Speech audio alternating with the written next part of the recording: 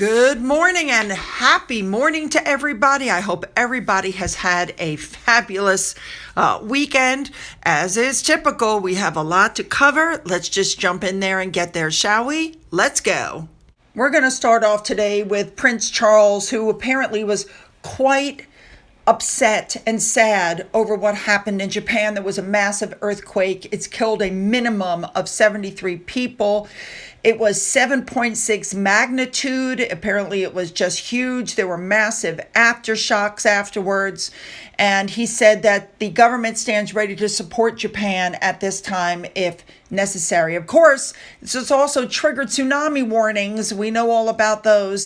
Very dangerous. Reports are coming out saying that there are still people waiting to be rescued under collapsed buildings. Water, power, cell phone service in some areas is still unavailable.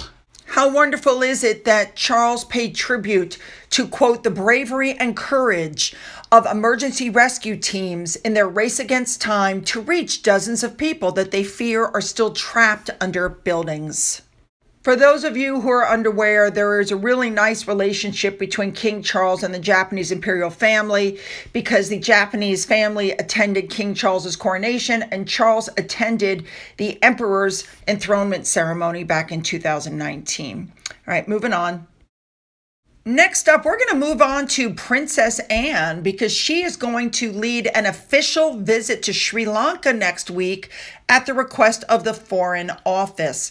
This visit is to mark 75 years of diplomatic relations between the UK and the island. I think that's very nice. Now, they're saying that the Princess Royal has really risen to prominence in the slim down working royal family. I mean, listen, she's always been a hard worker. We know that.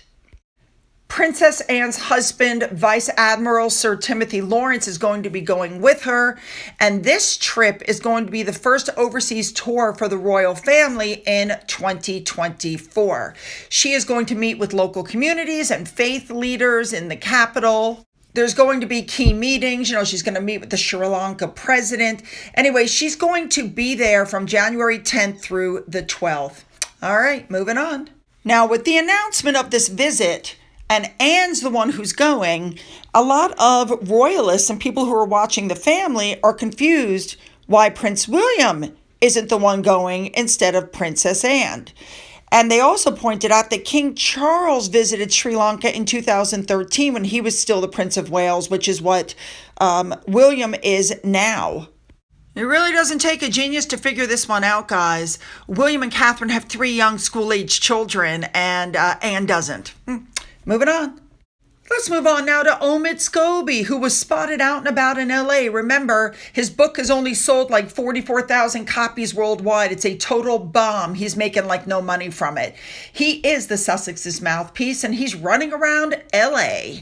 Notice, by the way, that he looks very confused and very, what's the paparazzi doing here? Also notice in this picture, he has 2 cell phones. Just as an FYI, Omid is still refusing to apologize for the book. He keeps trying to defend himself in these interviews. It's almost a joke. And Harry and Meghan have still not spoken out. They can't really, can they? Because if they do, and it comes out that she says, well, Omid did this on his own and she denounces the book, Omid Scobie's going to come forward and say, excuse me, he helped with the book.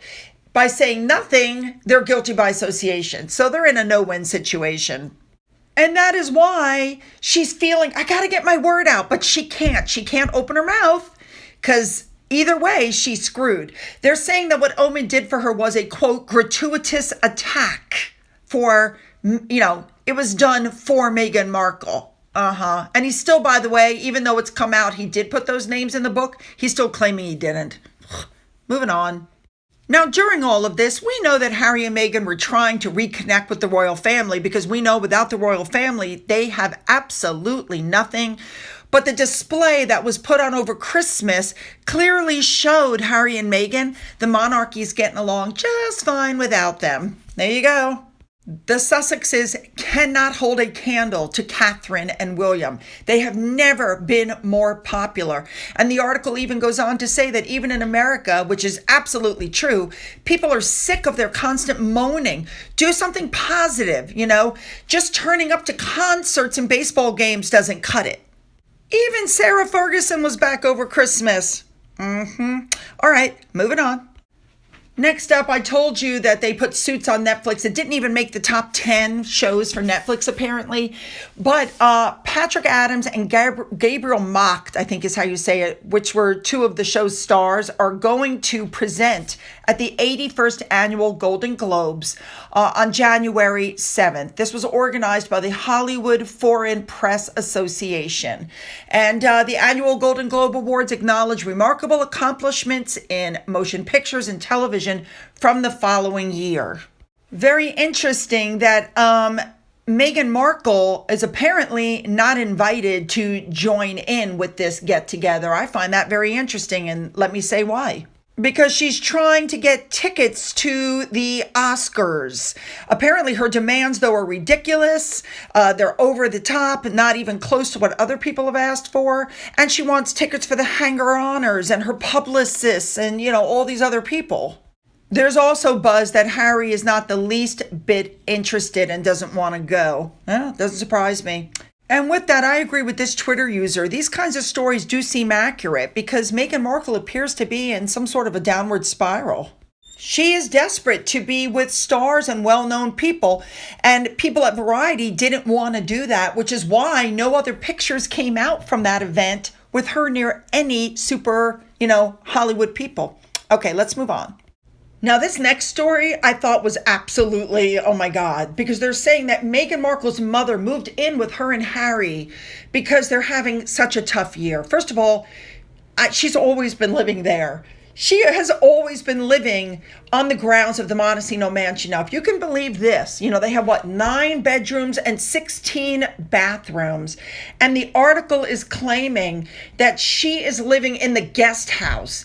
They don't even let her live in the main house with them. Why am I not surprised?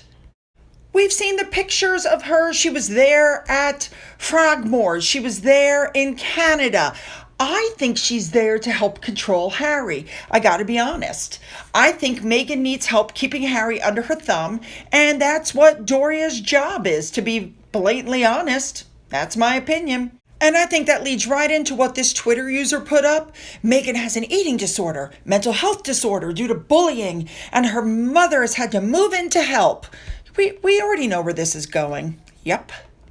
Now, it is coming out that she's stressed because her deals are falling apart, and they are falling apart. She lost Spotify. They were going to market the podcast to get another streaming service to pick it up, and none of them did, which is why you don't hear anything about Archewell Audio anymore. I mean, she's telling, Harry, get your game face on, but it ain't helping. Listen, they had multiple disasters, but there were 6 of them this year that really got people talking. So let's look at those 6 really quickly. The first one is the fact that they were evicted from Frogmore. Now, we found out that when they paid back that $3 million for the renovations, they made a deal that they didn't have to pay rent. So they had paid no rent on this home, and they had a UK base that Harry was using for his Counselor of State position. Then Harry trashed Camilla in the Spare after he was warned by Charles, don't go after my wife. So Charles threw him out, said, we're done. Your lease is up. You no longer work for the Crown. You're out. And Harry tried to blackmail him with the kids, and it didn't work. Don't you want to see your grandchildren?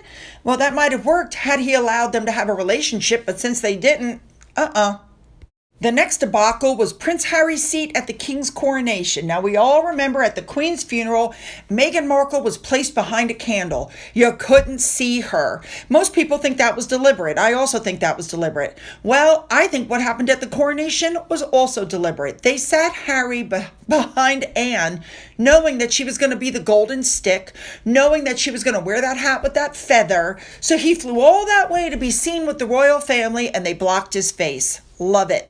The next thing that came up was the New York car chase, where they claimed they were in a high-speed chase in Midtown Manhattan, which is absolutely patently untrue.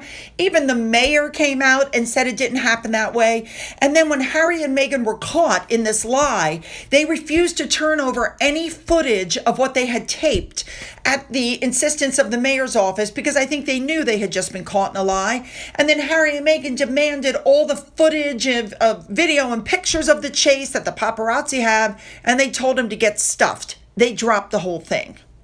Next up, you have the end of the Spotify deal. We found out later on that Spotify was altering the numbers to make her podcast look more, desirable, when the truth was it bombed, and they canceled the whole deal after 12 episodes because it was a snooze fest where all Meghan did was talk about herself and slam the royal family.